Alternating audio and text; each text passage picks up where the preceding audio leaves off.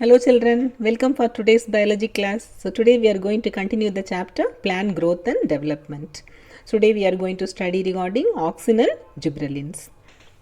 First let us study regarding auxins. So auxin, it was first isolated from human urine. It is having growth regulating property. Okay, so it is produced mainly from the tips of roots and stems. IAA, that is indole acetic acid, and indole butyric acid, it has been isolated from plants. NAA and 2,4-D, that is naphthalene acetic acid and dichlorophenoxyacetic acid. These two are synthetic auxins. Auxin, it helps to initiate rooting in stem cuttings and promote flowering also. It helps to prevent fruit and leaf fall at early stages, but they promote falling of older mature leaves and fruits. Why is it like that? Because the auxin, it is more in the root tip and stem tip. When tip it is present, it won't allow the falling of this leaves and all. So that's why when auxin is not there, automatically the falling of leaves will be there. So it is there in the mature leaves in the stem, no, below the that is tip, no, automatically there will be falling of these leaves will be there because they are mature and they don't get any auxin also there.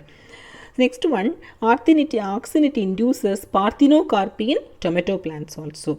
And 2,4-D, what we studied regarding that, so it is used to kill dicotyledonous weeds. So when there is no, in the case of paddy fields and all, so the paddy field, paddy, it is monocot. In between paddy, there can be dicot weeds will be there, and the dicot weeds, it can be killed by this 2,4-D. That is easily without hand picking and hand plucking of weeds. Simply if you spray this 2,4-D, okay, they will kill the dicot weeds in between monocot plants. So auxin also controls xylem differentiation and help in cell division also. Okay, so here next one, the simple experiments done in auxin to prove the activity of auxin, how it is working in plants and all. Already we studied this auxin, it controls the tropic movements also. So when here you can see, no, that is coleoptile, it is bending towards light when the light is exposed. So why it is bending towards light? So one side the growth will be less and the other side the growth will be more, then automatically it bends towards light. So here, so that auxin is the hormone, it promotes this one. How can you prove? There is a series of experiment that is proving that. So here in the coleoptile, the tip is removed. Then after removing the tip, you are keeping the tip towards one side. Okay, so then you are exposing to light. Then it bends towards light. Auxin, no, because of the presence of auxin, the auxin, no, it slowly it comes down. So and it makes the coleoptile to bend towards light. Okay, so next one, this experiment, series of experiment. So first one, there is no nothing we have done, simply that is coleoptile, it is exposed to light, then the coleoptile, it bends towards light. Next one, so here the tip has been removed.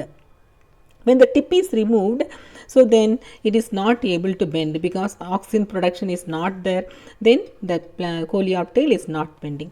And in the third one, now what it has been done, so it has been closed the tip. When the tip is closed, the tip is not getting exposed to this sunlight.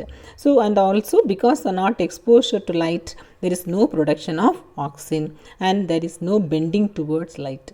In the next one, that coleoptile, it was exposed to light and later it was covered by the cap and later it has been buried in an opaque structure also. So here you can see the bending. Why is it like that? When the exposure was done, then auxin secretion was there and the produced auxin, no, it diffuses and automatically it bends towards light. So here two types of conclusion we can come under. Auxin is produced mainly in the tips. There is here the shoot tip. Next one, it is helpful for the phototrophic movements also. Okay, next one regarding gibberellin. So gibberellin, it can be GA1, GA2 or GA3. Okay, so they are acidic in nature. That's why you call that as gibberellic acid also. They produce various physiological responses. It causes the increase in length of axis. For example, grapes, stalks and all. So to increase the length, it has been used. That is, it increases the internodal length. When the internodal length increases, automatically the length, the height also, it will be more.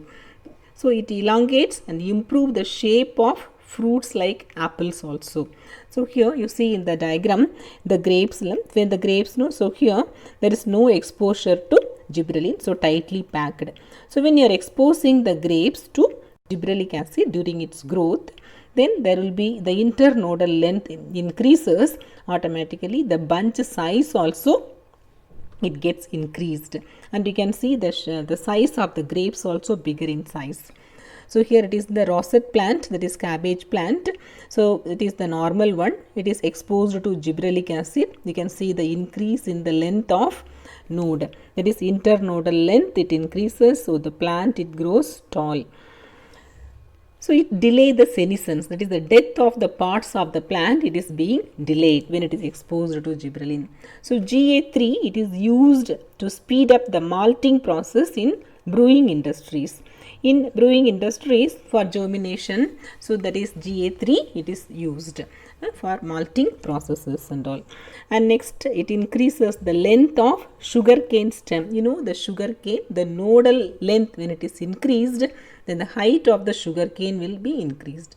When the height of the sugarcane is increased, the yield of the sugarcane will be more. Okay, so for this purpose it is being used. So that is mainly to increase the yield of grapes and sugarcane, it is being used. So and even it increases the internode in beet, cabbage also. But cabbage, if it increase the internodal length, there is no much use at all. Actually, we used to get the tightly packed cabbage. The internodal length, now when it is less, then only we will get the good cabbage. But in sugarcane and grapes, this can be used to increase the yield and all. Okay children, so today we studied regarding auxin and gibberellin, and regarding other plant growth regulators we will study in next class. Thank you children.